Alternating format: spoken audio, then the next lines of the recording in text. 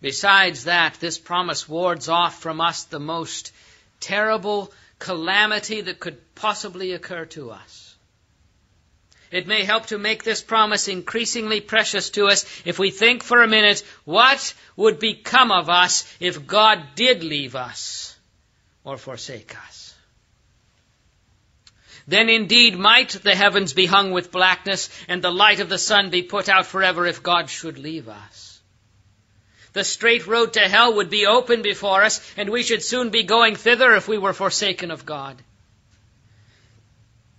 It would have been far better never to have been born or never to have known the way of life at all then, after all, to be deserted of God and to be left to perish.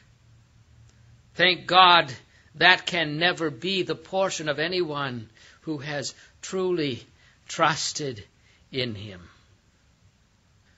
To recollect also that if he had not been God, he would have forsaken us long ago.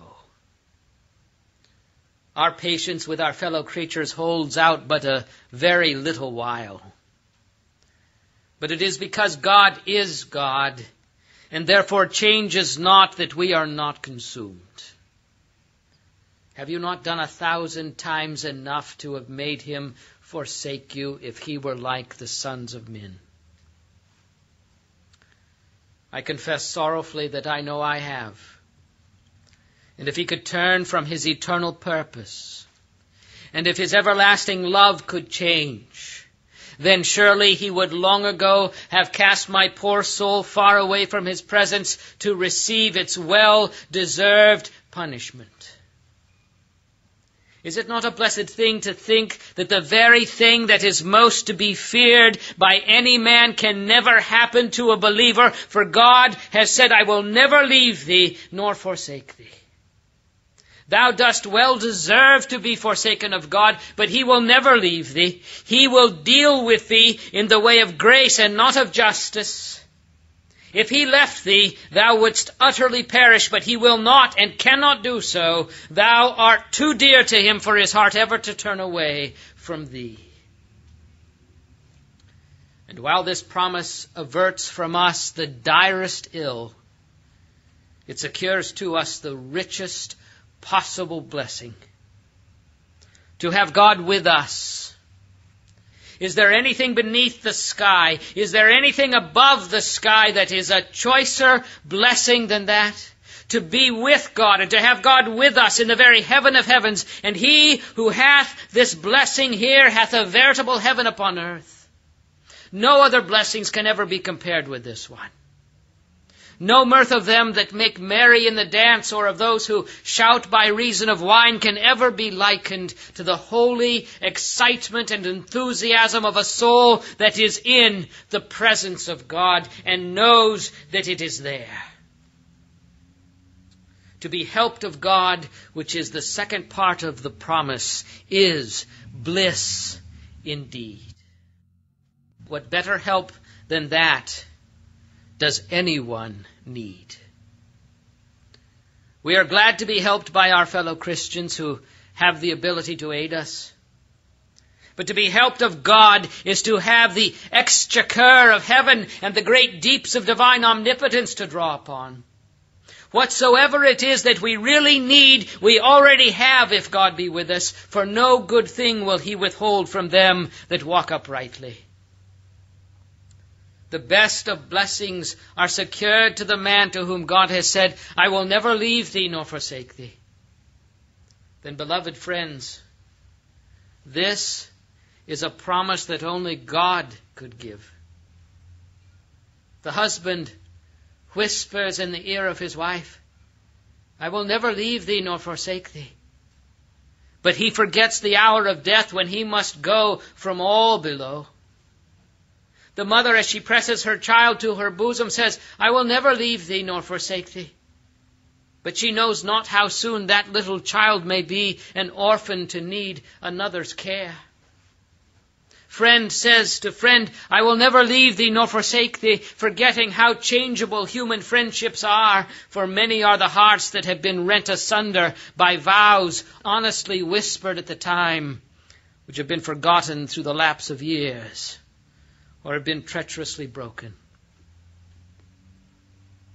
I will never leave thee nor forsake thee, is not a promise for mortal lips to utter. Transient beings like ourselves must not venture to say, I will never do this or that. For alas, we know not what we may do or may not do. Even though we think we shall never prove to be traitors, yet traitors we may prove to be, or if not traitors, our power may fail, so that we shall be unable to do what we have promised. But when Jehovah says, I will never leave thee, nor forsake thee, it is a divine promise, and he who utters it divinely keeps it. 'Tis a fit promise for God to speak, and 'tis a fit promise for God's servants to hear. You have lost many of those dear to you, but you have not lost your God.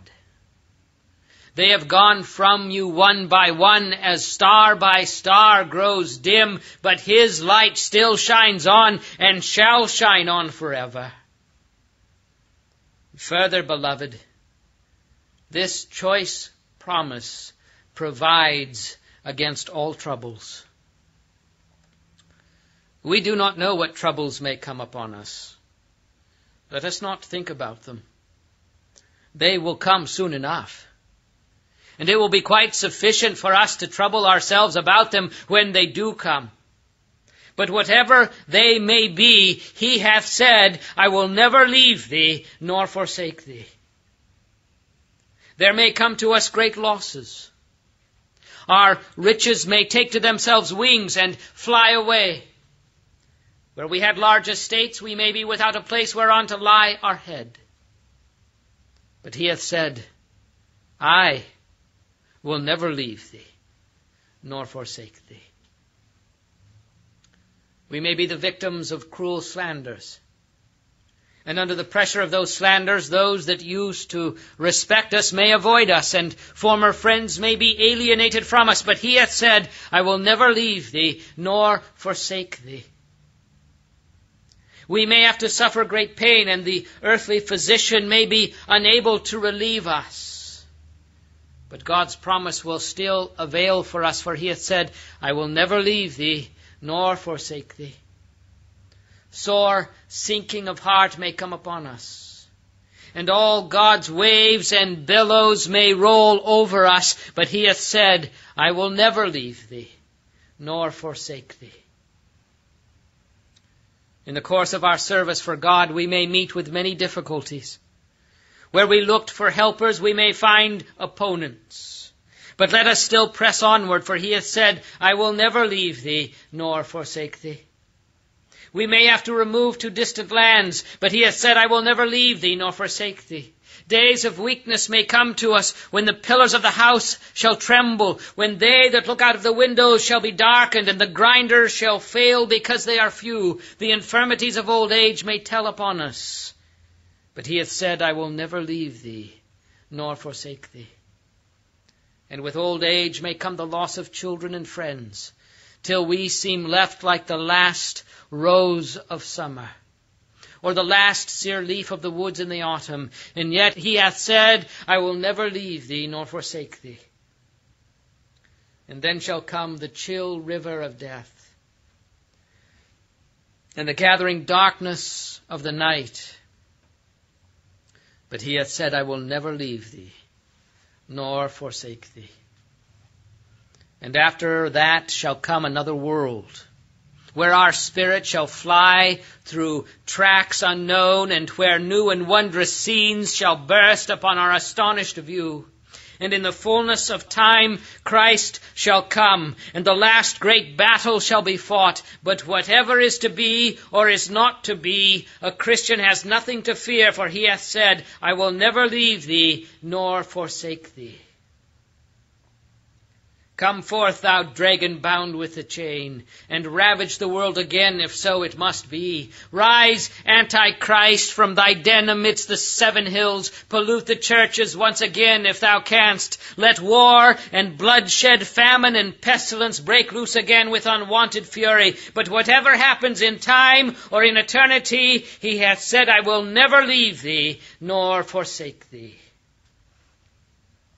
Therefore, will not we fear, though the earth be removed, and though the mountains be carried into the midst of the sea? If the Lord of hosts is with us, what ground can there be for fear? I know of no supposable dangers, no imaginable troubles, no conceivable difficulties through which and out of which and beyond which this text will not carry us. If by faith we grasp it, he hath said, I will never leave thee, nor forsake thee.